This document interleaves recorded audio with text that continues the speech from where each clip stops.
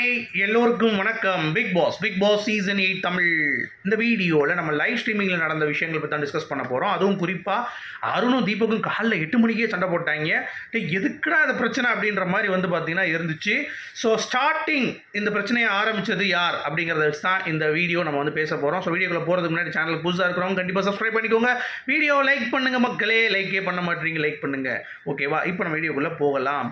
So Deepak வந்து பார்த்தீங்கன்னா ஒரு நல்ல ஒரு ஆட்டிடியூட், நான் வந்து பெரிய பருப்பு அப்படின்ற ஒரு ஆட்டிடியூட் வந்து கண்டிப்பாக இருக்குது. அதில் எந்த ஒரு மாற்று கருத்தும் இல்லை. இன்றைக்கி அருண்கிட்ட பேசும்போதும் சரி, இதுக்கு முன்னாடி அந்த 5 ஸ்டார் ஹோட்டல் டாஸ்கில் ஜாக்லின்ட்ட பேசியிருப்பார்.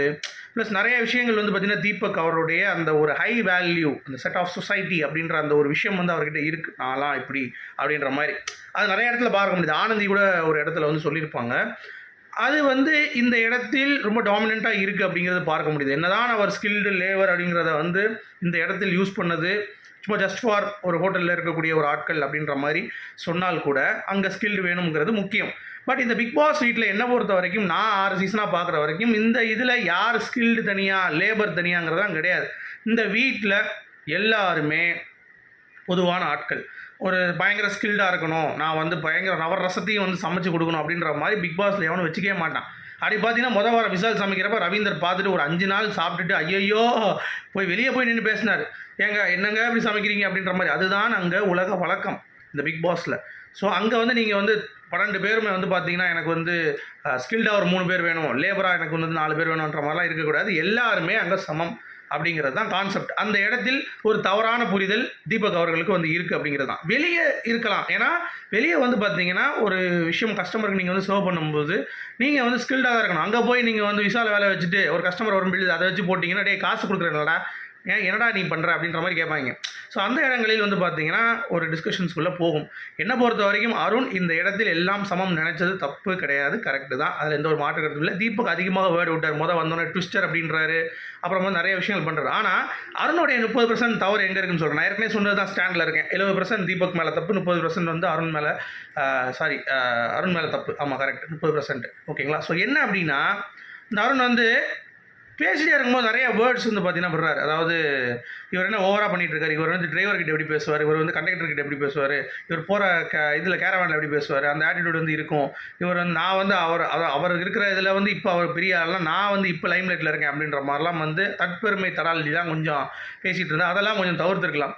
மிச்சபடி எனக்கு அருண் மேலே இன்னொன்று என்னென்னா, அந்த சௌந்தர்யாவும் ராயனும் கரெக்டாக வந்து பார்த்திங்கன்னா மாக்கிங்கிறது, மஞ்சரி உள்ளே வந்து கொஞ்சம் ஃபியூலை ஆட் பண்ணுறது, இதெல்லாம் வந்து கொஞ்சம் எக்ஸ்ட்ரா பிட்டாக அருணுடைய ட்ரிகருக்கு வந்து கொஞ்சம் அதிகமாகிடுச்சு.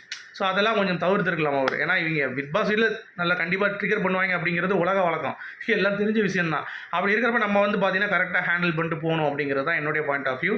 அதை அருண் அவர்கள் கண்டிப்பாக செய்திருக்க வேண்டும் அப்படிங்கிறது தான் என்னுடைய பாயிண்ட் ஆஃப் வியூ.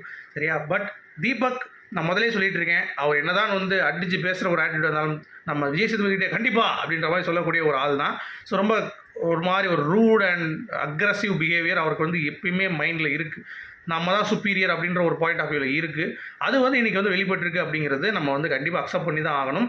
இதற்கு முத்து வந்து பார்த்திங்கன்னா ஒரு ஸ்டாண்ட் எடுக்காமல் எதனால வீக்கெண்டு பார்த்துக்கலாம், அதை பற்றி இப்போ யோசிக்காத, சரியா? அது வந்து மக்கள் என்ன பண்ணுறாங்கன்னு பார்ப்போம், நம்ம எதுவும் சொல்ல முடியாதுன்னு சொல்லிட்டு தீபக் அவர்களுடைய தவறை சுட்டி காட்டாமல், நீ எப்படி பேசுன எனக்கு தெரியும், 14 பேருக்கு பொதுவாக பேசுனது அப்படிங்கிறது கிடையாதுன்றார். அப்படி கண்டிப்பாக கிடையாதுன்னு நீங்கள் சொல்ல முடியாது முத்துக்குமரன். ஏன்னா அவர் பேசின அந்த டோனு, நீங்கள் வந்து டீ குடிக்கிறதுக்கு இவ்வளோ தான் லேபருக்கு அப்படின்ற மாதிரி சொன்னது, இதெல்லாம் நீங்கள் கேட்டு தானே இருந்தீங்க.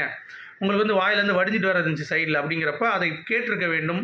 மஞ்சரி அவர்களும் வந்து பார்த்தீங்கன்னா அருண் பக்கம் இருக்கும் நியாயத்தை நீங்கள் வந்து பார்க்க வேண்டும். அவன் வந்து ஹேட் பண்ணுறன்றதுக்காக நீங்கள் வந்து ஹேட் பண்ணக்கூடாது அப்படிங்கிறது என்னுடைய பாயிண்ட் ஆஃப் வியூ. ஏன்னா ஒருத்தன் தப்பு பண்ணால் அவன் தப்பு தான் பண்ணிகிட்டு இருப்பான் அப்படிங்கிறது கிடையவே கிடையாது. அந்த இடத்துல அவங்க பேசுனது, அவங்க பண்ணது எல்லாமே தவறு தான். சரியா?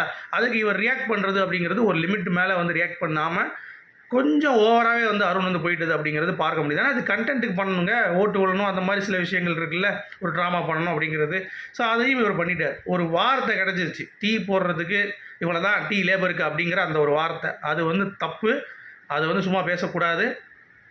அது வந்து பிரித்து பேசுகிறது. கேட்டால் என்ன சொல்கிறது, ப்ரொவோக் ஆகிட்டேன்னா நீ எதுவாலும் பேசிடுவியா? அப்போது முத்து தீபக்கை நீங்கள் கேட்கணும், எல்லாத்தையும் சேஃபாக விளையாடக்கூடாது அப்படிங்கிறத என்னுடைய பாயிண்ட் ஆஃப் வியூ. முத்துவை பொறுத்த வரைக்கும் மஞ்சரி அருண் மேலே எது பண்ணாலும் தப்பு அப்படின்ற அந்த கண்ணோட்டத்தை மாற்றணும். நீங்கள் வந்து ஓகே கரெக்ட், நீங்கள் இந்த பிரச்சனை கரெக்ட் அப்படின்றத வந்து அக்செப்ட் பண்ணணும். சும்மா உட்காந்து சொம்படிக்கிறதுக்கு இந்த வீட்டில் யாரும் வந்து வரக்கூடாது. அது வராதீங்க அப்படிங்கிறது தான் பாயிண்ட்டு. ராணவ் வந்து கரெக்டாக பேசிகிட்டு இருந்தான். ஆனால் அவனே வந்து பார்த்தீங்கன்னா நம்ம இவர் சத்யா வந்து என்ன இப்படி கோமாளித்தனம் பண்ணிகிட்டு இருக்கான் அப்படின்ற மாதிரி பேசுகிறாரு.